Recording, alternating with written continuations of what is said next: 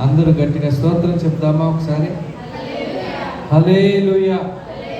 గడిచిన నెలంతా కాపాడిన దేవుడు మరొక నెలలో ప్రవేశించడానికి ప్రభు మనకు ఎంతగానో కృపనిచ్చారు. అయితే ఈ దినం వాక్య భాగంలోకి వెళ్తున్నాం. మనకి దేవుడు ఇచ్చిన వాగ్దానం ఏంటి? ఈ యొక్క నెల ఆయన యొక్క నామమునకు మనం ధ్యానించబోయే హీబ్రూ నామం ఏంటంటే అకాల్ ఏష్. ఏంటిది? అకాల్ ఏష్ అంటే దహించు అగ్ని. మన దేవుడు ఎవరై ఉన్నారంటే దహించు అగ్ని అయి ఉన్నారు. అందుకనే ద్వితీయోపదేశకాండం 4వ అధ్యాయం 24వ వచనంలో ఇలాగున రాయబడింది. ఏమని రాయబడిందంటే, ఏలయనగా నీ దేవుడైన యెహోవా దహించు అగ్నియు రోషము గల దేవుడినై ఉన్నాడు. ఇక్కడ ఎవరు ఈ మాటలు ఎవరికి చెబుతున్నారంటే మోషే ఇశ్రాయేలు ప్రజలందరినీ సమకూర్చి వారు యోర్దాను దాటి ఆ ఒక వాగ్దాన దేశంలోకి అడుగు పెట్టబోయే ముందు వాళ్ళందరినీ ఒక చోట సమకూర్చి వారందరికీ దిశా నిర్దేశాలు చేస్తున్న క్రమంలో వారికి దేవుని గురించి మరొక కోణాన్ని మరొకసారి జ్ఞాపకం చేస్తున్నారు. ఏమని జ్ఞాపకం చేస్తున్నారంటే, మన దేవుడు ఎవరై ఉన్నారంటే ఆయన దహించు, నీ దేవుడైన యెహోవా దహించు అగ్నియు రోషము కలిగిన దేవుడునై ఉన్నారు. అంటే దేవునికి ఉన్న గుణలక్షణాలు ఎన్నో, స్వభావాలు ఎన్నో. వాటిలో ఇవి ఏంటంటే ఆయన దహించు అగ్నియు అలాగే రోషము కలిగిన దేవుడై ఉన్నట్లుగా మనం చూస్తున్నాం. అంటే మీరు అర్థం చేసుకోవాల్సిన విషయం ఏంటంటే దహించు అగ్ని అనగా ఇది చాలా హెచ్చరికతో కూడిన మాట. ఎందుకంటే ఆయన చెప్తున్నారు, ఆయన ఒకవైపు రోషం కలిగిన దేవుడిగా ఉన్నారు, మరొక వైపు దహించు అగ్నిగా ఆయన ఉన్నారు. మీరు ఒకవేళ ఈ దేశంలో నుండి యోర్దాను దాటి ఆ ఒక వాగ్దానంలోకి అడిగిపెట్టిన తర్వాత మీకు అక్కడంతా సమాధానం ఉంటుంది, అక్కడంతా సంతోషం ఉంటుంది, అక్కడంతా సమృద్ధి మీకు దొరుకుతుంది, హాయిగా ఉంటుంది. మీరు సుఖించే పరిస్థితుల్లో ఒకవేళ దేవుణ్ణి మర్చిపోతారేమో, దేవుణ్ణి విడిచిపెడతారేమో, ఇదిగో ఐగుప్తులో నుంచి వచ్చిన ఆచారాలను మరలా మీరు ప్రారంభిస్తారేమో, జాగ్రత్త అంటూ ఏం చెప్తున్నారంటే, దేవుణ్ణి మీరు అగౌరవపరిచినట్లయితే, దేవుణ్ణి మీరు మర్చిపోయినట్లయితే, దేవుణ్ణి మీరు ఆరాధించకుండా ఉన్నట్లయితే, ఆయన స్థానాన్ని మీరు వేరే ఒకరికి అప్పగించినట్లయితే, లేదంటే ఆయన స్థానంలో మీరు వేరొకరిని పెట్టడానికి మీరు పూనుకున్నట్లయితే జాగ్రత్త. ఆయన రోషం కలిగిన దేవుడిగా ఉన్నారు, దహించు అగ్నిగా ఉన్నాడు. అంటే ఇంకా వాగ్దాన దేశంలోకి నేను ప్రవేశించేశాను, ఇంకా నాకేం కాదులే అనుకోవడానికి లేదు. మీరు సమృద్ధిలోకి వచ్చేసాము, ఇంకేం కాదులే అనడానికి లేదు. ఇంకా అక్కడ మీరు భయభక్తులు కలిగిన వారిగా ఉండాలి, ఇంకా ఎక్కువగా దేవుణ్ణి ఆరాధించే వారిగా ఉండాలి, ఇంకా ఎక్కువగా మీ పరిస్థితులన్నింటిలో కృప చూపిన దేవునికి నమ్మకంగా మీరు ఉండాలి. ఒకవేళ అలా ఉండకుండా విగ్రహారాధనలో మీరు పడిపోతే, దేవుని స్థానాన్ని వేరొకరికి మీరు ఇవ్వాలని కోరుకుంటే, మీ సుఖాన్ని బట్టి, మీకున్న సమృద్ధిని బట్టి, మీకున్న హాయి కలిగిన జీవితాన్ని బట్టి దేవుడిని మీరు నిర్లక్ష్యం చేస్తే గుర్తుపెట్టుకోండి, ఆయన ప్రేమ కలిగిన దేవుడే కాదు, కనికరం కలిగిన దేవుడే కాదు, ఆయన దహించు అగ్ని అయి ఉన్నాడు, రోషము కలిగిన దేవుడై ఉన్నాడని ఈ ఇశ్రాయేలు ప్రజలకు ముందుగా లేదంటే చివరిగా ఈ యొక్క ఇశ్రాయేలు ప్రజలకి మోషే హెచ్చరిక జారీ చేస్తున్నాడు. అంటే వీరు ఒకవేళ దేవుణ్ణి మర్చిపోయారా అంటే నిజంగానే ఇగో మోషే చెప్పిన హెచ్చరికను వారు ఖాతరా చేయకుండా వారు దేవుణ్ణి మర్చిపోతే ఏమవుతుందో కూడా అక్కడ రాయబడింది. ఏమవుతుందంటే ఇదిగో నువ్వు బొత్తిగా నశించిపోయే ప్రమాదం ఉంది. వాగ్దాన దేశంలో ఉన్న నీవే నశించిపోవడానికి కూడా ప్రమాదం ఉంది అనే విషయాన్ని జారీ చేస్తున్నారు. అందుకనే మనకు జీవం ఇచ్చిన దేవుడే మనల్ని పిలుస్తున్నాడని కూడా వాక్యంలో రాయబడింది. ఒకరిని హెచ్చించువాడును నేనే, ఒకరిని తగ్గించువాడును నేనే, రాజులకు అధికారం ఇచ్చేది నేనే, రాజులను పురోగతి కూడా నేనే. అంటే ఆయన సృష్టి అంతటి పైన, అంతకుముందు మనం చూసాం, ఆయన సార్వభౌమ అధికారం కలిగిన వాడిగా ఉన్నారు. అంటే ఇక్కడ మీరు చూడండి, దేవుడు దహించు అగ్నిగా ఉన్నారు. ఎప్పుడైనా మీరు గమనించినట్లయితే అగ్ని దేనికి ఉపయోగపడుతుంది? ఈ లోకంలో అగ్ని అంటే మంట, మనందరికీ తెలుసు. అసలు దేనికి ఉపయోగపడుతుంది అంటే మంచికి ఉపయోగపడుతుంది చాలా వరకు, అలాగే చెడుకు కూడా ఉపయోగపడుతుంది. మీరు చూసినట్లయితే మంచి ఆహారం వండుకోవడానికి మనకేం కావాలి? అగ్ని కావాలి. మనం మనం మనం ఆహారాన్ని సిద్ధపరచుకోవడానికి ఈ అగ్ని కావాలి. అంతేకాదు అనేక వస్తువులు తయారు చేయబడడానికి కూడా ఈ అగ్నిని వాడతారు.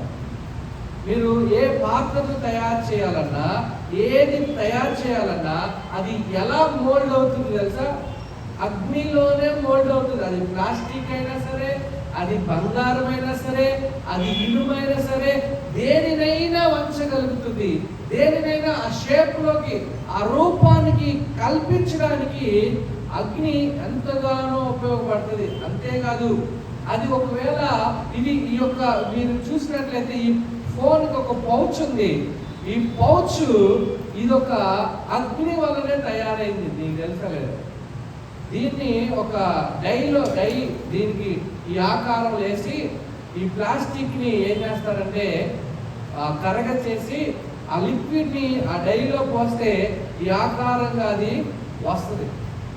ఆ ఆకారంలో నుంచి వాళ్ళు కావాల్సిన డిజైన్ని వాళ్ళు వంచిన ఆ కటింగ్స్ ఇవన్నీ వాళ్ళు చేస్తారు.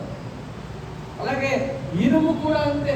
మన బిల్డింగ్ కట్టడానికి వాడిన సొవ్వలు అంటారు కదా, రాడ్స్ అంటారు. ఇవన్నీ కూడా దేనిలో నుండి తయారు చేయబడుతుంది అంటే అగ్నిలో నుండే తయారు చేయబడుతుంది. అంటే ఒక బంగారం ఒక వస్తువుగా తయారవ్వాలంటే అది ఖచ్చితంగా అగ్ని ద్వారానే సాధ్యం. అంటే ఈ లోకంలో ఎన్నెన్నో మంచి వాటికి అగ్ని ఉపయోగపడుతుంది. అలాగే ఇది అగ్ని ద్వారానే తయారు చేయబడింది. అలాగే ఇది అగ్ని ద్వారానే మరలా నాశనం అవుతుంది కూడా. గుర్తుపెట్టుకోవాలి మీరందరూ. అగ్ని ద్వారా ఇది ఎలా తయారు చేయబడిందో అదే అగ్నిలో ఇది వేస్తే ఏమైపోద్ది అంటే అగ్నికి ఉన్న పవర్ ఎలాంటిదంటే ఒకదానికి రూపాన్ని ఇవ్వగలదు, ఆ రూపం కలిగిన దానికి రూపం లేకుండా కూడా చేయగలదు. దేవుడు గురించిన ఈ యొక్క మోసేవారు అదే చెప్తున్నారు ఏంటంటే, ఇదిగో మీరు జాగ్రత్తగా ఉండాలి దేవుని సన్నిధి పట్ల, దేవుని ప్రేమ పట్ల, దేవుడు చేసిన కార్యాల పట్ల, దేవుడు చూపించిన కృప పట్ల, మీకు అనుగ్రహించిన స్వాస్థ్యంలో మీరు అడుగు పెట్టినప్పుడు, ఆ ఆశీర్వాదంలో అడుగు పెట్టినప్పుడు, ఆ సమృద్ధిలో అడుగు పెట్టినప్పుడు దేవుని నిర్లక్ష్యం చేస్తారేమో జాగ్రత్త. ఏ దేవుడైతే మిమ్మల్ని వాగ్దానానికి నడిపించాడో అదే దేవుడు ఒకవేళ మీరు ఆయన మాట వినకపోతే, ఆయన ఆజ్ఞలకు లోబడకపోతే, ఆయనను ఆరాధించకపోతే, ఆయనకు ఒకవేళ మీరు కోపాన్ని పుట్టించేటట్లయితే మిమ్మల్ని నడిపించిన దేవుడే మిమ్మల్ని ఏం చేయగలరంటే అదే వాగ్దాన దేశంలో నాశనం చేయగలడు అనే హెచ్చరిక ఇక్కడ జారీ చేస్తున్నారు. ఇక్కడ చాలా జాగ్రత్తగా మీరు గమనించాలి. ఈ లోకములో ఉన్న కనిపించే అగ్నికి ఎలాగైతే ఇలాగా రూపాన్ని పొందుకునే వేరే వాటికి రూపాన్ని ఇవ్వడానికి ఉపయోగపడుతుందో, రూపం కలిగిన దానిని కూడా రూపం లేకుండా ఎలాగైతే చేయగలుగుతుందో, దేవుడు కూడా అలాగే ఉన్నారు. దహించు అగ్ని అయి ఉన్నారు, రోషం కలిగిన దేవుడై ఉన్నాడు అని ఇశ్రాయేలు ప్రజలకి మోషే వారు బోధిస్తున్నట్లుగా మనం చూస్తున్నాం. అందుకనే దేవుడు కేవలం ఈ అగ్నితో శిక్షించడానికి మాత్రమే కాదు, ఆయన అగ్నితో ఆయన సరి చేయడానికి కూడా సమర్థుడైన దేవుడిగా ఆయన ఉన్నారు. దేవునికి స్తోత్రం, హల్లెలూయా. అంటే ఒక కోణంలో దేవుడికున్న లక్షణము ఎలా ఆయన పనిచేస్తారని మనం ఆలోచన చేసినట్లయితే, చెడును ఆయన దహించి వేస్తారు. చెడును ఏం చేస్తారు? ఆయన దహించి వేస్తారు. మేలును ఆయన శుద్ధీకరిస్తారు అన్నమాట. హల్లెలూయా. చూడు, అనగా పాపాన్నేమో పూర్తిగా ఆయన కాల్చివేస్తారు. సువర్ణమునేమో, ఒకవేళ సువర్ణం అంటే ఆ సువర్ణానికి ఎప్పుడైతే అగ్నిలోకి వెళ్తుందో అదేమవుతుందో తెలుసా? కరిగిపోతుంది. ఎప్పుడైతే అది మెల్ట్ అయిపోయి కరిగిపోయి ఒక క్రీమ్గా లేదంటే ఒక లిక్విడ్గా మారుతుందో, ఆ సువర్ణానికి అంటుకున్న ఏదైనా మాలిన్యం ఉన్నట్లయితే, మట్టి ఉన్నట్లయితే, లేదంటే వేరేగా ఏమైనా సువర్ణానికి సంబంధించింది ఏదైనా అందులో ఉన్నట్లయితే అదేమవుతుందంటే పైకి తేలిపోతుందండి. బంగారం చేసేవాళ్ళు మెరుగుపడతారు కదా కొన్ని వస్తువులను. వారు ఏం చేస్తారంటే యాసిడ్లో వేసి దాన్ని క్లీన్ చేసి మరలా ఇంకొక లిక్విడ్లో వేసి దానికి మరలా ఆ పూర్వ వైభవం కలగజేసే రీతిలో చేస్తారు. అలాగే బంగారాన్ని అగ్నిలో వేసినప్పుడు ఒకవేళ అది మాలిన్యంతో ఉంటే ఆ మాలిన్యం అంతా కూడా, ఆ మట్టి వేస్ట్ అంతా కూడా పైకి తేలిపోతుంది. అప్పుడు ఆ బంగారం దాన్ని తయారు చేసే వక్త అందులో ఉన్న వేస్ట్ అంతటిని డివైడ్ చేసేసి ఆ ప్యూరిటీతో ఉన్న ఆ బంగారంతో అతనికి కావాల్సిన వస్తువుని తయారు చేసుకోగలుగుతాడు. అంటే దేవుడు పాపాన్ని దహించి వేస్తాడు. అలాగే మాలిన్యమును వేరు చేసి మంచిని దేవుడు శుద్ధి చేస్తాడంట. దేవునికి స్తోత్రం. హల్లెలూయా. అందుకనే మనము మన జీవితాల్లో ఆలోచించాలి. అది మన జీవితానికి అప్లై చేసుకుంటే ఏంటంటే, మనము కూడా అగ్ని వంటి శ్రమంలోకి వెళ్ళినప్పుడు, మనము కూడా బాధల్లో ప్రవేశించినప్పుడు, కొన్ని కష్టాల్లోకి వెళ్ళినప్పుడు ఏం జరుగుతుందంటే, మనలో ఉన్న అనేకమైన దేవునికి ఇష్టం లేని పరిస్థితులన్నింటిలో నుండి మనం దేవుని సన్నిధిలో మోకరించిన వారిగా అయితే, విధేయత చూపిన వారిగా అయితే, ఆయన యందు విశ్వాసం ఉంచిన వారమైతే, ఆయన మీద ఆధారపడుతున్న వారమైతే, మన చేతులు చాచే వారమైతే, ఆ పరిస్థితులన్నిటి మధ్యలో దేవుడు మనలను ఆయన మహిమ కొరకు సువర్ణములుగా ఆయన మారుస్తారంట. దేవునికి స్తోత్రం.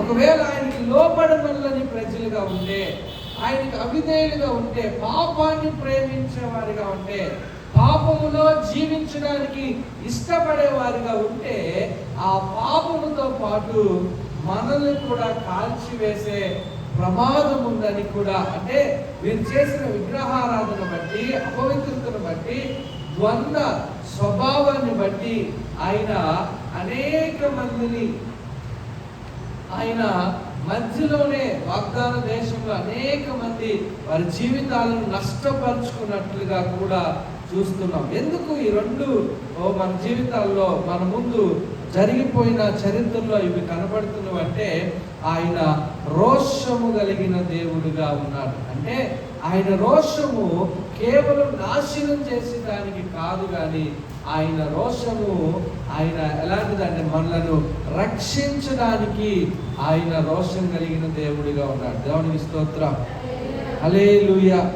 అందుకనే మనం ఆలోచించం చేయాలి ఏంటంటే, ఆయన అగ్ని మన జీవితాలను సరిచేయడానికి ఆయన ఉపయోగించాలనుకుంటున్నాడు, కానీ ఆయన అగ్ని ద్వారా మనల్ని నాశనం చేయాలని ఆయనకి ఏమాత్రం కూడా ఇష్టం లేదు.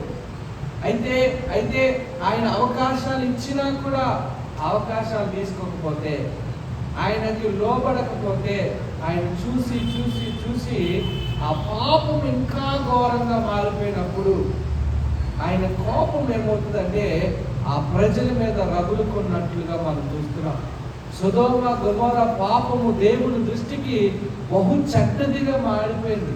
అప్పుడు ఏం కురిపించాడంటే ఆయన ఆకాశం నుండి అగ్నిని ఆ పట్టణం మీదకి కురిపించాడు. ఎందుకంటే ఎంత భయంకరమైన పాపములో వారు జీవించారంటే చెప్పనాశక్యకరమైన పాపం. ఆ లోతు ఇంటికి ఆ అతిథులు వచ్చినప్పుడు ఆ ఊరు వారందరూ లోతు తలుపులు పట్టడం మొదలెట్టారు. ఏమని అడుగుతున్నారంటే, నీ ఇంటికి వచ్చిన వారిని మాతో పంపించు, పురుషుల్ని మాతో పంపించు, వాళ్ళు మాతో ఉండాలి, మాతో పాపం చేయాలి. లోతు అంటున్నాడు, అయ్యా వాళ్ళు మా ఇంటికి వచ్చిన అతిథులు, వాళ్ళని వదిలేయండి, కావాలంటే నా పిల్లలు ఉన్నారు వాళ్ళని తీసుకుపోండి. అంటే ఎంత భయంకరమైన దుష్టత్వముతో ఆ పట్టణం ఉండాలి చూడండి. వాళ్ళకి మనస్సాక్షి లేదా? ఉంది. వాళ్ళకి మంచి ఏదో చెడేదో తెలియదా? తెలుసు. కానీ వారు మంచిని శాంతం విడిచిపెట్టేశారు. మనస్సాక్షిని శాంతము వారు మూసివేసుకుని పాపములో వారు తేలి ఆడుతున్న జీవితాలు కలిగి ఉన్నారు. ఆ పాపాన్ని బట్టి, వారి క్రియలను బట్టి, వారి చెడుతనం బట్టి దేవునికి ఏం కలిగిందంటే రోషము కలిగింది. గుర్తుపెట్టుకోండి. ఎప్పుడైతే దేవుని దృష్టిలో ఆ ఒక పట్టణము భయంకరంగా కనిపించిందో దేవుడు అనుకున్నాడు ఆ పట్టణాన్ని తుడిచివేయాలని అనుకున్నాడు. అయితే ఆ పట్టణంలో నీతిమంతుడిగా ఎవరున్నారంటే లోతు కుటుంబం ఉంది. లోతు కుటుంబం కొరకు అబ్రహాము ఒక పక్కన కన్నీరు కారుస్తున్నాడు, ఒక పక్కన విజ్ఞాపన చేస్తున్నాడు. ఆ రెండు పరిస్థితుల మధ్యలో ఒక పక్కన దేవుని అగ్ని ఆ పట్టణాన్ని దహించి వేస్తే, అదే దేవుడు ఆ దహించి వేయబడుతున్న పట్టణంలో నుండి ఎవరిని రక్షించాడంటే దేవుని యందు భయభక్తులు కలిగిన లోతు కుటుంబాన్ని దేవుడు రక్షించాడు. గుర్తుపెట్టుకోండి. ఈ రెండు ఒకేసారి జరిగినాయి. ఒకవైపు పాపాన్ని విడిచిపెట్టలేని జనాంగం నశించిపోతుంది, అదే పాపుల మధ్యలో నమ్మకంగా జీవించిన లోతును తన కుటుంబాన్ని మాత్రం దేవుడు ఏం చేశాడంటే రక్షించినట్లుగా. అంటే దేవుని యొక్క రోషము రక్షించగలదు, దేవుని యొక్క రోషము దహించి వేయగలదు అని మనం గుర్తుపెట్టుకోవాలి. బైబిల్ చెప్తుంది ఎందుకు ఆయన రోషం కలిగి దహించు అగ్నిగా ఉన్నాడంటే దేని కొరకంటే ఆయన ప్రేమ అయి ఉన్నాడు. అదే కోణంలో ఆయన ప్రేమ అయి ఉన్నాడు. అందుకే సామెతల గ్రంథంలో ఈ మాట రాయబడింది, తండ్రి ప్రేమించిన కుమారుణ్ణి తండ్రి ఏం చేస్తాడు తెలుసా? శిక్షిస్తాడు. ఏం చేస్తాడు? శిక్షిస్తాడు. ఇక్కడ మీరు చాలా చోట్ల మీకు ఒక విషయం గమనించాలి. ఏంటి అంటే మీ శ్రమల్లో, మీ యొక్క పరిస్థితుల మధ్యలో, మీ వేదల మధ్యలో, మీ కన్నీరు మధ్యలో మీకు ఒక ప్రశ్న వస్తుంది. ఏమనంటే ఎందుకు నాకు ఈ శ్రమలు? ఒకదాని తర్వాత ఒకటి. ఎందుకు నా పరిస్థితి, ఈ శ్రమల్లో నుండి నేను బయటపడలేని పరిస్థితి ఎందుకో తెలుసా? దేవుడు నిన్ను ప్రేమిస్తున్నాడు కనుక అనేకమైన శ్రమలు కూడా నువ్వు ఎదుర్కొన్నావు. అంటే హల్లెలూయా. ఎంత దేవుడు నిన్ను ప్రేమిస్తున్నాడో నువ్వు అంత శ్రమలే ఎదుర్కొంటున్నావు. కారణం ఏంటంటే ఆ శ్రమల మధ్యలో నువ్వు ఇంకా దేవుడి మీద ఆధారపడడం ఆయనకి ఇష్టం. ఆ శ్రమల మధ్యలో ఆయన వైపు చూస్తావు, లేదంటే మనం చూడం. ఆ శ్రమల మధ్యలో దేవుడి దగ్గర కన్నీరు కారుస్తాం, లేదంటే మామూలుగా కన్నీరు కార్చం. ఆ శ్రమల మధ్యలో మనం ఉపవాసం ఉంటాం, లేదంటే ఉపవాసం ఉంటాం. ఇవన్నీ కూడా మన జీవితాల్లో కొన్ని శ్రమలు మనను మహిమ కొరకు సిద్ధపరుస్తాయి అని మనం గమనించాలి. ఈ పరిస్థితుల మధ్యలో దేవునికి రోషం పుట్టించి ఒకే ఒక విషయం ఏంటంటే ఆయన స్థానాన్ని నిర్లక్ష్యం చేస్తే, ఆయనకి ఇచ్చే ఆరాధనను మహిమను నిర్లక్ష్యం చేస్తే, ఒక రకంగా చెప్పాలంటే ఆయన చాలా అసూయ కలిగిన దేవుడు. అలాంటి దేవుడు అసూయ కలిగిన దేవుడు. ఎప్పుడైతే ఇశ్రాయేలు ప్రజలు దేవుని స్థానాన్ని స్వల్పమైన విగ్రహాలకి అనుగ్రహించారో, ఆపాదించారో, వారి ఆత్మీయ జీవితాలు పతనం అవడానికి అదే కారణంగా మారింది. వారు నశించిపోవడానికి అదే కారణంగా మారింది. అక్కడి నుంచి మీరు చదువుకుంటే వెళ్తే 31వ వచనం వరకు చదువుకుంటే వెళ్తే అక్కడ ఉంటుంది. ఇశ్రాయేలు దేశంలో వారు స్థిరపడినప్పటికీ, సుఖ సౌఖ్యాలలో వారు తేలిలాడుతున్నప్పటికీ వారు దేవుణ్ణి మర్చిపోయి వారు విగ్రహాలను ఆరాధించే వారిగా మారిపోయారు. అంటే కేవలం ఈ రోజుల్లో దాన్ని మనం ఆపాదిస్తే కేవలం ఒక వస్తువుతో లేదంటే ఒక మెటీరియల్తో తయారు చేసి ఆరాధించే ఒకటే విగ్రహం కాదు. దేవుని స్థానాన్ని దేనికి మనం ఇచ్చినా కూడా అది విగ్రహారాధనే అని బైబిల్ చెప్తుంది. కొన్నిసార్లు ఇశ్రాయేలు గురించి రాయబడిన మాట ఏంటంటే వారి కడిపే వారి దేవుడు. అంటే దేవుని కంటే కూడా వారి దేనికి ఎక్కువ స్థానం ఇచ్చారంటే తినడానికి తాగడానికి స్థుతించడానికి. ఈరోజు చాలా మంది కష్టపడుతున్నాం బ్రదర్, ప్రయాసపడుతున్నాం బ్రదర్, ఎప్పుడు దేవుడు లేకుండా, మందిరం లేకుండా, సహవాసం లేకుండా కుదరట్లేదు బ్రదర్ అంటే మనం ఏం చేస్తున్నామంటే మనం తెలియకుండానే దేవుణ్ణి నిర్లక్ష్యం చేస్తామంటే దాని అర్థం ఏంటంటే దేవుని స్థానాన్ని మనం పనికి కేటాయిస్తున్నాం. దేవుని కంటే పనిని ప్రేమిస్తున్నాం, పరిస్థితులను ప్రేమిస్తున్నాం. అది అంత మంచిదిగా దాని ప్రభావం మన ఆత్మీయ జీవితం మీద ఉంటుంది. మీరు ఏమైనా అనుకోండి, ఇది సత్యమే. ఒక ఆదివారమే కదా అని అనుకుంటే ఆ ఒక్క ఆదివారంతోనే మొదలవుతుంది. దేవునికి క్రమంగా దూరమైపోయే ప్రమాదం ఉంటుంది. ఎందుకంటే ఎవరిని మునుగుదామా అని గర్జించు సింహం వలె ఎక్కడ ఛాన్స్ దొరుకుతుందా అని అపవాది తిరుగులాడుతున్నాడు. అందుకనే దేవుని సన్నిధిలో విగ్రహారాధన మన పతనానికి వీరి యొక్క పతనానికి దారి తీసినట్లుగా మనం చూస్తున్నాం. మన జీవితంలో కూడా దేవుడు మనకిచ్చిన ధనం మనకి విగ్రహం అయిపోతుంది. దేవుడు మనకిచ్చిన వ్యాపారం మనకి విగ్రహం అయిపోతుంది. దేవుడు మనకిచ్చిన బిడ్డలు మనకి విగ్రహం అయిపోతున్నారు. దేవుడు మనకిచ్చిన కుటుంబం మనకి విగ్రహం అయిపోతుంది. దేవుడు మనకిచ్చిన స్వాస్థ్యం మనకి విగ్రహం అయిపోతుంది. వాటితోనే దేవుని స్థానాన్ని నిర్లక్ష్యం చేయడం వలన మనం తెలియకుండానే మన జీవితాన్ని అతిక్రమంలోకి నెట్టివేసుకుంటున్నాం.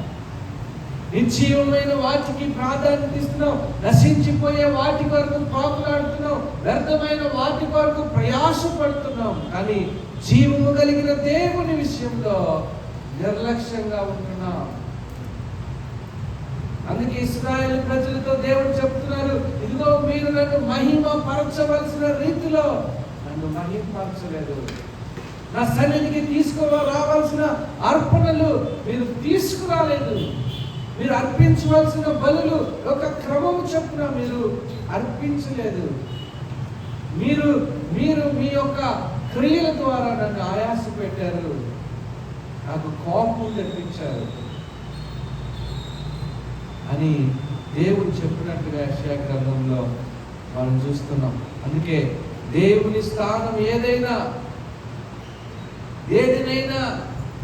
మనం పెడితే ఫలితం ఎలా ఉంటుందంటే అక్కడ చెదరగొట్టబడడం అనేది మనం చూస్తాం. చూడండి, నిమ్రోదు బైబిల్ గ్రంథంలో నిమ్రోదు 11వ అధ్యాయం ఆదికాండంలో కనపడతాడు. అక్కడ ఆకాశానికి ఎత్తుగా వారు ఒక భవనాన్ని కడుతున్నారు. వారు దేవుడి మీద, దేవుని చిత్తం మీద, దేవుడి ఉద్దేశాల మీద, దేవుడిచ్చిన వాగ్దానాల మీద ఏమాత్రం దృష్టి నిలపట్లేదు. దేవుడేమో మీరు ఫలించి అభివృద్ధి పొంది విస్తరించమంటే వారేమో ఇక్కడే ఉందాం, ఇక్కడే ఒక భవనం ఆకాశాన్ని అంటే ఎత్తు కట్టుకుందాం అన్నట్టుగా అక్కడ ఇంకొక మాట కూడా రాయబడింది, మన పేరు తెచ్చుకుందాము రండి. ఏం తెచ్చుకుందాము? అక్కడ రాయబడింది, మీరు ఇంటికి వెళ్ళినాక చదువుకోండి. మనం పేరు తెచ్చుకుందాం, పేరు ప్రఖ్యాతుల కొరకు ప్రాకులాడుతూ వారి బలాన్ని, వారి ధైర్యాన్ని, వారికి ఉన్న జ్ఞానాన్ని అంతా కూడా దేవుని కొరకు ఉపయోగించకుండా వారి సామర్థ్యముతో వారి యొక్క స్వలాభం కొరకు, స్వార్థం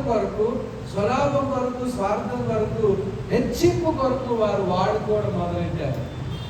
అక్కడ దేవుడే వారు చేసే దాన్ని చూడడానికి దిగి వచ్చినట్లుగా, అది చూసి ఆశ్చర్యం చెందినట్లుగా, ఆశ్చర్యం తర్వాత దేవుడు వారిని చెదరగొట్టినట్లుగా మనం చూస్తున్నాం. అంటే దేవుని ప్రణాళిక వ్యతిరేకంగా ఏది నిలబడినా అది చెదిరిపోయే ప్రమాదం ఉంది, అది పడిపోయే ప్రమాదం ఉంది. అది దాని వలన ఆ పని ఆగిపోయే ప్రమాదం కూడా ఉంది. అందుకనే మనం అర్థం చేసుకోవాలి ఏంటో తెలుసా, మనం ఎక్కడ నిలబడినా, మనం ఏం చేసినా మన మీద ఒక ఆయన ఉన్నాడు అని ఎరిగి జీవించాలి. హల్లెలూయా. దేవుని స్థానములో ఏదైనా మనం పెట్టాలని ఆశిస్తే, దేవుని ప్రణాళికలకు వ్యతిరేకంగా వెళ్ళాలని ఆశిస్తే చెదరగొట్టబడతాయి ప్రణాళికలు.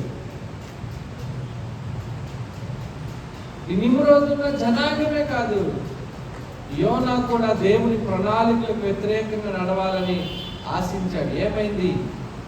ఆ ఓడ ప్రయాణం చల్లా చెదురులైపోయింది. వారు తెచ్చుకున్న సామాగ్రి చల్లా చెదురులైపోయింది. ఇగో ఇంకా దండం పెట్టేశారు, ఇంకా మేము బ్రతికితే చాలనుకున్నారు. అలాంటి పరిస్థితుల్లో ఉండడానికి గల కారణం ఏంటి? నశించిపోయే పరిస్థితుల్లోకి వెళ్ళిపోవడానికి గల కారణం ఏంటంటే, నీ జీవితంలో మరి ముఖ్యంగా దేవుని స్థానాన్ని నువ్వు జాగ్రత్తగా ఆయనకి ఇవ్వలేకపోవడం. నీ ఆచారాల వలన, నీ పద్ధతుల వలన, నీ క్రియల వలన, నీ ఆలోచన వలన, నువ్వు తీసుకునే నిర్ణయాల వలన దేవునికి కోపం పుట్టించే రీతిలో అవి ఉండకూడదు. కానీ దేవునికి అంగీకారమైన రీతిలో అవి ఉన్నప్పుడు మన జీవితాలు సమాధానంగా ఉంటాయి. హల్లెలూయా. అందుకే మనం అర్థం చేసుకోవాలి, దేవుని స్థానాన్ని దేవునికి ఇవ్వకపోతే మనం ఏ పరిస్థితుల్లో ఉన్నా చెదరగొట్టబడతాము. మన ఆలోచనలు చెదిరిపోతే, మన ప్రణాళికలు చెదిరిపోతే ఒక రకంగా అధోగతి అయిపోతుంది. ఏం జరుగుతుందో, ఎక్కడ ఉందో ఏమో తెలియదు ప్రయాణం. అంతేకాదు శాంతిని కోల్పోతారు, సమాధానం ఉండదు, సంతోషం ఉండదు. ఎంత ప్రయాసపడినా సిల్లు సంచిలో ఎంత వేసినా ఎట్టించి వెళ్ళిపోతుందో తెలియదు. ఆగాలి. నష్టమైపోతున్న ప్రతిసారి ఆగాలి. ఏంటి నా జీవితంలో నేను ఆశీర్వాదం చూడలేకపోతున్నాను అనుకున్నప్పుడు ఆగాలి. ఆగి నేను దేవుణ్ణి ఏ స్థానంలో పెట్టాను నా జీవితం, దేవుణ్ణి ప్రేమించే విషయంలో నేను ఎలా ఉన్నా, దేవుణ్ణి వెతికే విషయంలో నేను ఎలా ఉన్నా, దేవుణ్ణి ఆరాధించే విషయంలో నేను ఎలా ఉన్నా, దేవుని కొరకు నేను బ్రతికి నా విశ్వాసం జీవితం ఎలా ఉందో ఆగి ఒకసారి పరీక్షించుకోవాల్సిన వారమై ఉన్నాం. మన జీవితాలు చెదిరిపోకముందే, మన జీవితాల్లో సమాధానం కోల్పోకముందే. అంతేకాదు దేవుడు మన జీవితంలో లేకపోతే, ఆయన మనం నిర్లక్ష్యం చేస్తే ఆత్మీయంగా మనం ఏమవుతాం తెలుసా, ఎడారిలో ఎండిపోయే పరిస్థితుల్లోకి వెళ్ళిపోతాం. ఎండిపోయిన ఎముకలు బైబిల్ గ్రంథంలో కనబడ్డాయి. ఎందుకు ఎండిపోయినాయి? ఎముకలు ఎందుకు ఎండిపోయినాయి అంటే వాటిలో ఏమి లేవంటే జీవం లేదు కనుక ఎండిపోయి. జీవం ఇచ్చేవాడు ఎవరు? దేవుడే. దేవుడు మన జీవితంలో లేకపోతే, మన కుటుంబంలో లేకపోతే మన ఆత్మీయ జీవితాలు ఎండిపోతాయి. ఈరోజు చాలా మంది ప్రార్థన చేయలేని స్థితిలో, ఎందుకంటే వారు ఎండిపోతున్నారు. దేవుని కొరకు వారు ఏ అనుభవం, నూతన అనుభవం ఏంటి? దేవుని దగ్గర నూతనంగా మీరు పొందుకున్న అనుభవం ఏంటి? ఏం ఉండదు. ఎందుకంటే వారు ఎండిపోయిన అనుభవంలో వారు ఉన్నారు. దేవుడు ఏం మాట్లాడారు సిస్టర్ అంటే, పైకి కిందకి మొత్తం చేస్తారు. ఏంటంటే ఏం మాట్లాడలేదు. ఎందుకు మాట్లాడలేదంటే నువ్వు వినే స్థితిలో లేవు, బిజీగా ఉన్నావు. మార్త చాలా బిజీగా ఉంది, కానీ మరియ మాత్రం ఆయన పాదాల యొద్ద ఆయన మాట కొరకే వేచి ఉంది. ఇద్దరికి చాలా తేడా ఉంది. ఇద్దరు ఆయనకి తెలిసిన వాళ్ళే, సన్నిహితులే. కానీ దేవుడు మరియను ఘనపరిచాడు, మార్తను సరిదిద్దాడు. ఎందుకంటే ఆమె పనులకు, విస్తారమైన పనులకు ఆమె ప్రాధాన్యత ఇచ్చింది. ఈమెమో ప్రభువుకి మాత్రమే ప్రాధాన్యత ఇచ్చింది. అందుకే మన జీవితాల్లో చెదిరిపోయిన అనుభవం వేళ ఉందేమో, సమాధానం కోల్పోయిన ఒక అనుభవం ఉందేమో, లేదంటే ఆత్మీయ ఎడారిగా మన జీవితం ఉందేమో. ఇది ఇశ్రాయేలుకే కాదు, నేటి సంఘానికి కూడా. ఒకవేళ అలా ఉందంటే దానికి కారణం ఏంటో తెలుసా? దేవుడికి ఇవ్వవలసిన స్థానం నువ్వు ఇవ్వడం లేదు. సింపుల్ అంటే. అందుకే ఆ 29వ వచనంలో ఆయన చెప్తున్నారు, చదువుతారా? 4వ అధ్యాయం 29వ వచనంలో ద్వితీయోపదేశ కాలంలో ఆయన ఏమంటారంటే, అయితే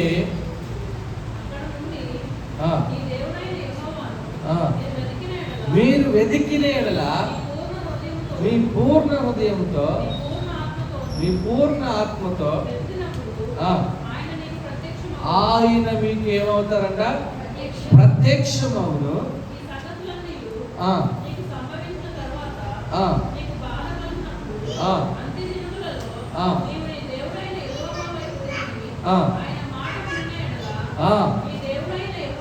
ఆయన మాట విని యెడల దేవుడైన యెహోవా కనికరము కలిగిన దేవుడును కనుక నిన్ను ఏమి విడువడంట?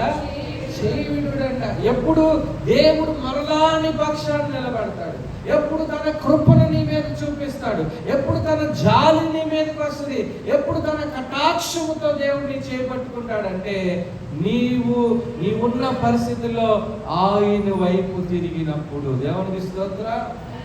చూడండి, ఆయన దహించు అగ్ని అయి ఉన్నాడు. ఆయన వైపు తిరుగువారినేమో ఆయన అగ్ని ద్వారా మన మాలిన్యము నుండి, మన బలహీనతల నుండి, మన పాపము నుండి ఆయన సంరక్షిస్తాడు. ఆయనకు లోబడకపోతే, ఆయన మాట వినకపోతే అదే అగ్ని ద్వారా కాలి నశించిపోయే ప్రమాదం కూడా ఉంది. అందుకే మనం అర్థం చేసుకోవాలి, దేవుడు మనకి దూరం అయిపోలేదు, మనమే దేవునికి దూరం అయిపోతున్నాం. దేవుడు మన చెయ్యి విడిచిపెట్టట్లేదు, మనమే దేవుడి చెయ్యి విడిచిపెడుతున్నాం. దేవుడు మనల్ని మర్చిపోవట్లేదు. అందరూ అనుకుంటారు, నువ్వు నన్ను మర్చిపోయావు ప్రభు. లేదు లేదు, ఆయన నిన్ను మర్చిపోవట్లేదు, నువ్వు ఆయనను మర్చిపోతున్నావు. గమనించాలి, నువ్వు ప్రార్థనను మర్చిపోతున్నావు, నువ్వు ఆరాధనను మర్చిపోతున్నావు, నువ్వు దేవుని మందిరాన్ని మర్చిపోతున్నావు, నువ్వు ఉపవాసమును మర్చిపోతున్నావు, నువ్వు చేతులెత్తడం మర్చిపోతున్నావు, నువ్వు కన్నీరు కాల్చడం మర్చిపోతున్నావు, కానీ ఆయన నిన్ను మర్చిపోవట్లేదు. చాలాసార్లు మనం మర్చిపోయి దేవుడి మీద నిందలేసే వాళ్ళు చాలా మంది ఉన్నారు సమాజంలో. దేవుడు నాకేం చేయలేదు అని దేవుడి మీద నింద మోపేవారు చాలా మంది ఉన్నారు ఈ సమాజంలో. ఇగో నయోమి వలె సర్వశక్తుడు నా జీవితానికి దుఃఖం కలగజేశాడు అని చెప్పేవాళ్ళు చాలా మంది ఉన్నారు. దేవుడే నా జీవితాన్ని నాశనం చేశాడు అని చెప్పేవాళ్ళు చాలా మంది ఉన్నారు. అలా ఉన్నారంటే దాని అర్థం ఏంటంటే వారే వారి చేతులారా. నయోమి జీవితాన్ని జాగ్రత్తగా చూస్తే దేవుడు బెత్లెహేమును విడిచిపెట్టమని దేవుడు చెప్పలేదు, మోయాబుకి వెళ్ళమని దేవుడు చెప్పలేదు. నీ కుటుంబం ఇక్కడ కరువులో ఉంది, నేను పోషించలేను, నిన్ను బ్రతికించలేను, నీ జీవితాన్ని నువ్వు చూసుకో అని దేవుడు చెప్పలేదు. ఈమె తన భర్తను ప్రేరేపించింది, తన బిడ్డలను ప్రేరేపించింది, దూరదేశం వెళ్ళాలని ఆశపడింది, జనము కాని జనాల మధ్య జీవించాలనుకుంది, అన్య దేశంలో బ్రతకాలని యోచించింది.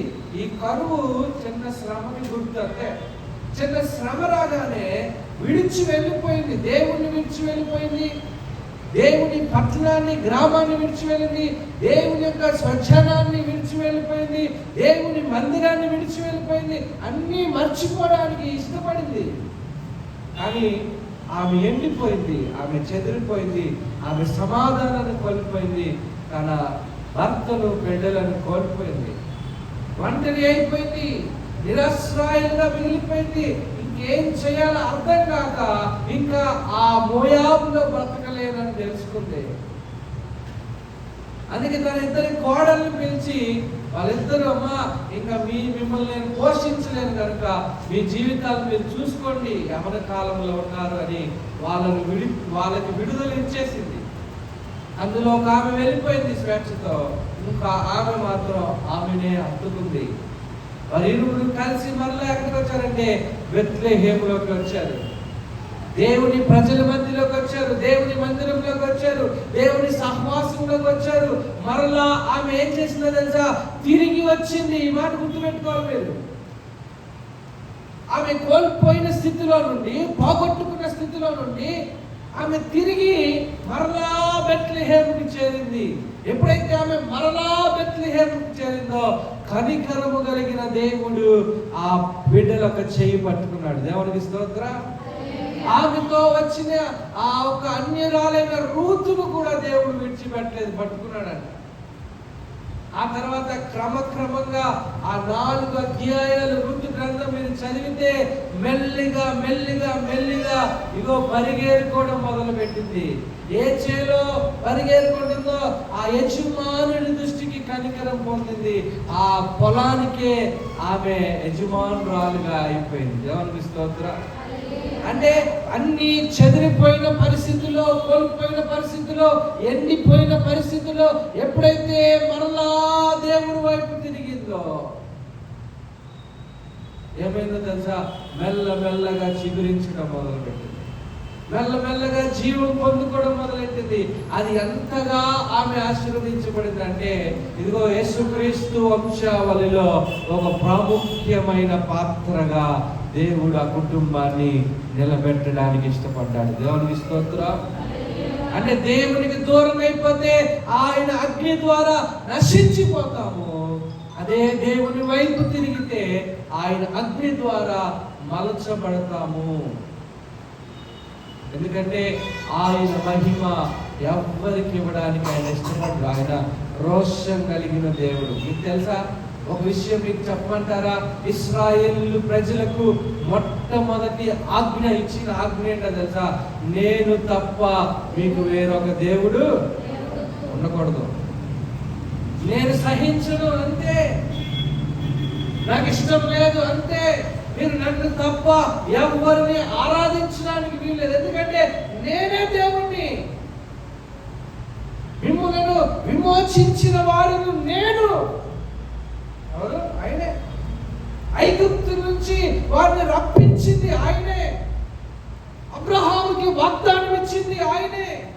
అబ్రహాముని దీవించి ఇస్సాకును ఆశీర్వదించి యాకోబుని ఇశ్రాయేలుగా మార్చింది ఆయనే. ఎందుకంటే ఆయనే దేవుడై ఉన్నాడు కనుక. దేవునికి స్తోత్రం. ఆయనే భూమి ఆకాశాలను సృష్టించింది నేనే అని ఆయన చెప్పాడు. ఆయన నాకు నాకు ఎవరు, నేను తప్ప వేరొక దేవుడు లేడు అని ఆయనే స్టేట్మెంట్ ఇచ్చాడు. లేడు కనుక లేని దానిని మీరు తీసుకుని వచ్చి పెట్టకూడదు. అది కూడా నా స్థానంలో అసలు పెట్టకూడదు. ఒక భార్యకి భర్తలాగా దేవుడు మాట్లాడుతున్నాడు ఈ మాట. నా స్థానంలో నువ్వెవరిని తీసుకువచ్చి పెట్టడానికి వీల్లేదు. ఒకవేళ పెడితే ఆ భర్తకి ఎలా కలుగుతుందో, రోషం ఎలా కలుగుతుందో, ఆ స్థానంలో భార్య ఉన్నా కూడా ఆ రోషం ఎలా పడుతుందో దేవునికి కూడా అదే రోషం ఉంది. హల్లెలూయా. అందుకనే ఒక విషయం గమనించాలి. కొన్ని విషయాల్లో మొహమాటం పనికిరాదు. కొన్ని విషయాల్లో రాజీ పడకూడదు, అస్సలు పడకూడదు. మనం ఎవరిని విమర్శించాల్సిన అవసరం లేదు. కానీ దేవుడు మనకి ఏదైతే నిర్దేశించారో ఆ విషయాల పట్ల మనం మెలకు కలిగిన వారముగా ఉన్నాం. దేవునికి స్తోత్రం.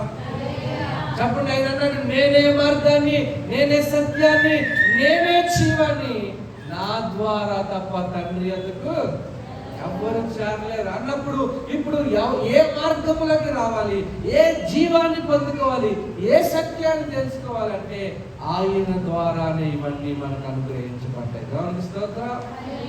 అందుకనే సంఘము, ఈ విషయాన్ని మీరు గమనించాలి. ఏంటో తెలుసా? సంఘము దేవుణ్ణి ఏమాత్రం నిర్లక్ష్యం చేయకూడదు. మన కుటుంబాలు దేవుడిని ఏమాత్రం కూడా నిర్లక్ష్యం చేయకూడదు. ఎందుకంటే మనం జ్ఞాపకం తెచ్చుకోవాలి, దహించు అగ్ని మరియు రోషం కలిగిన దేవుడే ఉన్నాడు. మనం హెచ్చించుకోవడానికి లేదు, మనం గర్వించడానికి లేదు, నా ఇష్టం అనడానికి లేదు. నెబుకద్నెజరు ఏమనుకున్నాడు? నా వలనే ఈ రాజ్యం ఏర్పడింది. దేవుడు గడ్డి దించి గడ్డి వేయించాడు. దేవుడు ఎప్పుడైతే మనతో ఉన్నాడో, అగ్నిగుండంలో నీవున్నా ఆ అగ్ని నేను కాల్చడానికి ఆయన పర్మిషన్ ఉండాలంట. దేవుని స్తోత్రం. అందుకనే ఆయన అకాలేష్, ఆయన దహించు అగ్ని ఉన్నాడు. అనగా నీకు ఆయన ఒక రూపాన్ని ఇవ్వగలడు. ఒకవేళ మనము ఆయన కొరకు మనం జీవించకపోతే అదే అగ్ని ఒకవేళ మనలను నాశనము కూడా చేయగలదు. అందుకనే మనం ఆ నాశనం నుండి తప్పించబడాలంటే, దేవుని కనికరం మనం పొందాలంటే, మనం ఇగో నయోమి తిరిగి వచ్చినట్టుగా మనం దేవుని అందుకు తిరిగి రావాలి.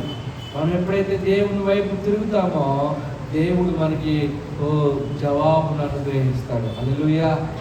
దేవుడు మనకి తన కృపను చూపిస్తాడు. దేవుడు మళ్ళీ మనం కోల్పోయిన స్థానాన్ని దేవుడు మనకి అనుగ్రహిస్తాడు. ఆయన అంటున్నాడు, మీరు రండి, నా వైపు తిరగండి, ఇగో నేను కనికరం కలిగి మీ చేయి నేను పట్టుకుంటాను. దేవుడు చెప్తున్న పిలుపు ఏంటంటే, మీరు పశ్చాత్తాపడండి. ఈ విషయం గమనించాలి. ఈ యొక్క మార్చి నెల అన్నిటికంటే ఎక్కువగా మనం దేని కొరకు కేటాయించాలంటే రిపెంటెన్స్, పశ్చాత్తాపం కొరకు. ఇంకా నాలో ఏమన్నా పాపం ఉందా? ఇంకా నేనేమన్నా మార్చుకోవాల్సింది ఉందా? ఇంకా నేనేమన్నా దిద్దుకోవాల్సింది ఉందా? ఇంకా నేనేమన్నా సరి చేసుకోవాల్సింది ఉందా? ఇంకా నా జీవితాన్ని బాగుపరచుకోవాల్సింది ఉందా? ఇంకా నాలో పాపపు రోగం ఇంకేమైనా ఉందా? దాచబడిన పాపం ఏదైనా ఉందా? దేవుణ్ణి దుఃఖపరిచే వ్యక్తిగా నేను ఎక్కడైనా ఉన్నానా? నా క్రియలు, మాటలు, చూపులు, తలపులు, నా ఒక నిలువెల్ల శరీరంతో చేసే అన్నిటిని బట్టి నేను పశ్చాత్తాపపడాలి. రిపెంటెన్స్. దేవుని వైపు తిరగడం అంటే రిపెంటెన్స్ అనగా పశ్చాత్తాపపడమే. మనం చేసిన అప్పులను బట్టి పశ్చాత్తాపం చెందాలి దేవుని సన్నిధిలో.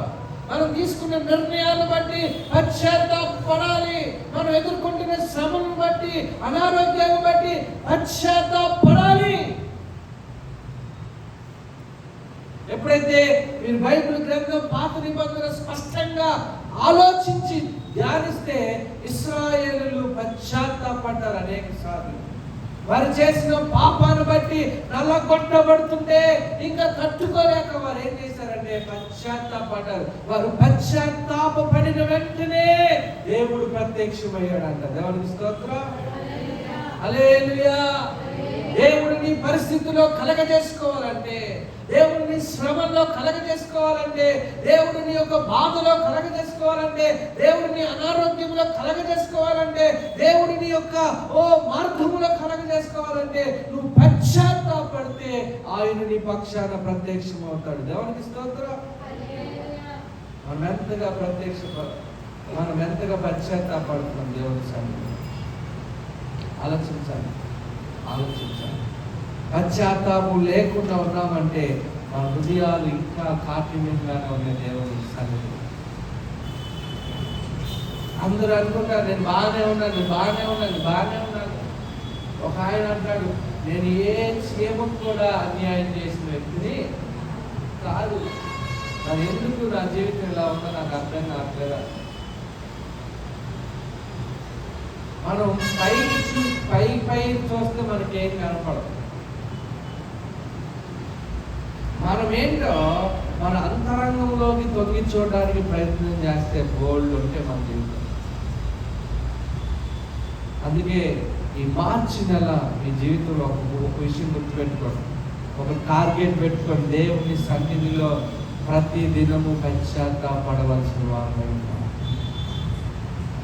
మనం మరలా చిగురు చూడాలంటే, ఆశీర్వాదం చూడాలంటే, దేవుని కృపలో మన జీవితాలు కట్టబడాలంటే ప్రతి విషయాన్ని బట్టి మనం పశ్చాత్తాపం చెందాలి. ఇశ్రాయేలు ప్రజలు పశ్చాత్తాపడినప్పుడు ఏం చేసేవాళ్ళు తెలుసా?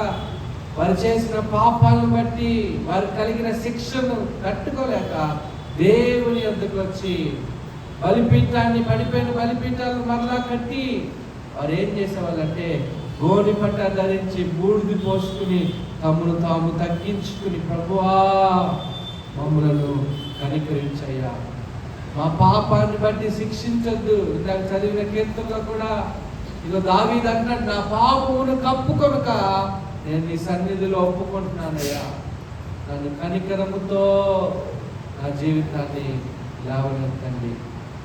అంటే ఎవరైతే రిపెంట్ అవుతారో, ఎవరైతే ఆయన వైపు తిరుగుతారో, ఎవరైతే పశ్చాత్తాపానికి వారి జీవితంలో స్థానాన్ని కలుగు చేస్తారో వారు మరలా తిరిగి కట్టబడినట్లు చరిత్ర చెప్తుంది, మరలా నిలబెట్టినట్లు దేవుడు చరిత్ర చెప్తుంది.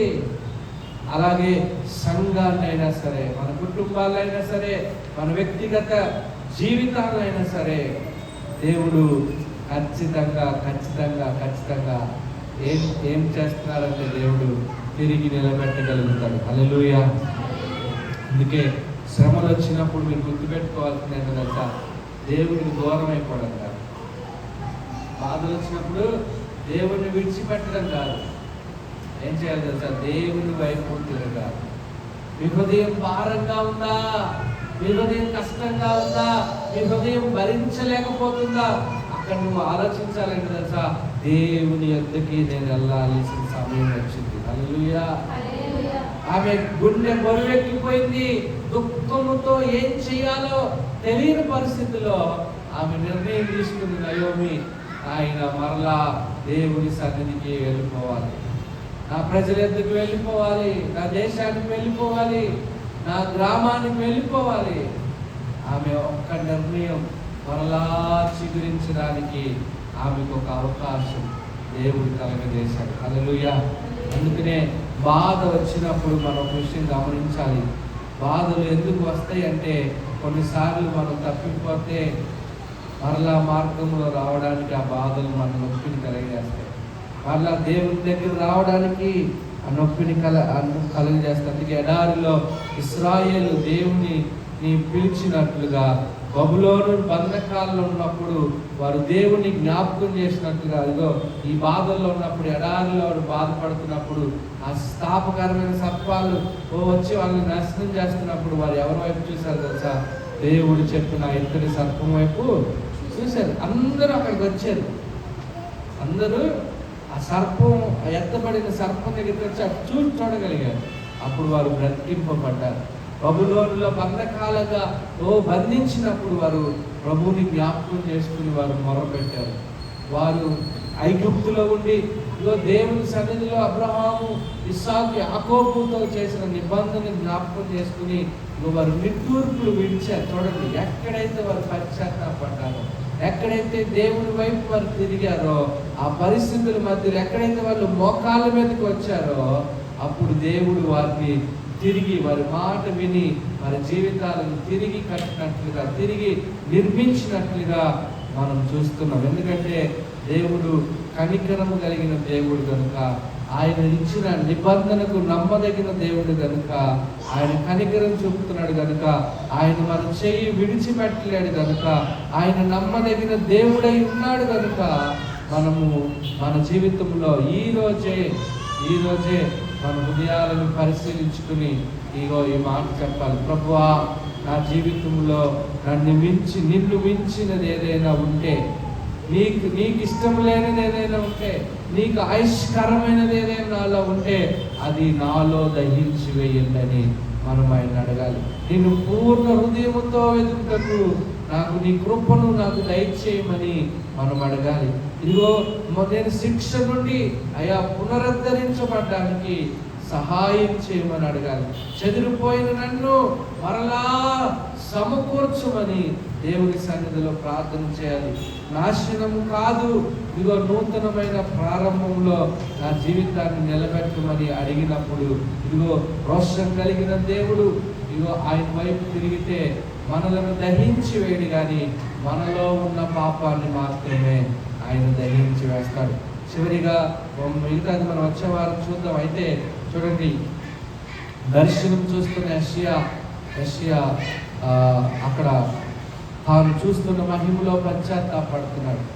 అయ్యా, నేను అపవిత్రమైన పెదవులు కలిగిన వాడిని, అపవిత్రమైన జనముల యొద్ద ఉన్నాను అని పశ్చాత్తాపడినప్పుడు, ఇదిగో పరలోకము నుండి ఒక దేవదూత ఒక నిప్పును తీసుకుని, పరిశుద్ధమైన నిప్పును తీసుకుని అతని పెదాలను ఏం చేసిందంట? కాల్చింది. అతని పెదాలు కాల్చడం అంటే తన అపవిత్రతను కాల్చివేసింది, తనను మాత్రం పరిశుద్ధపరిచింది. ఎవరికి స్తోత్రం. గుర్తుపెట్టుకోవాలి, మనం దేవుడు సన్నిధిలో మనం పాపము కాల్చివేయబడాలి, మనము పరిశుద్ధపరచబడాలి, మనలో ఉన్న లోపాలు కాల్చివేయబడాలి, మనం పరిపూర్ణులు కావాలి. అది అవ్వాలంటే, అది చూడాలంటే మనం ఏం చేయాలంటే దేవుని సన్నిధిలో పశ్చాత్తాపము చెందాలి. అందుకనే ఆ పశ్చాత్తాప హృదయంతో మనం జీవించినప్పుడు, ఆ పశ్చాత్తాప హృదయంలో గుండా మనం ముందుకు వెళ్ళినప్పుడు దేవుడు ఖచ్చితంగా మన జీవితాల్లో కృపను దయచేస్తాడు. ఆ కృపతో మనం ముందుకెళ్దాం. దేవుడి మాటలు దీవించునుగాక. ఆమేన్. తలలు వంచిన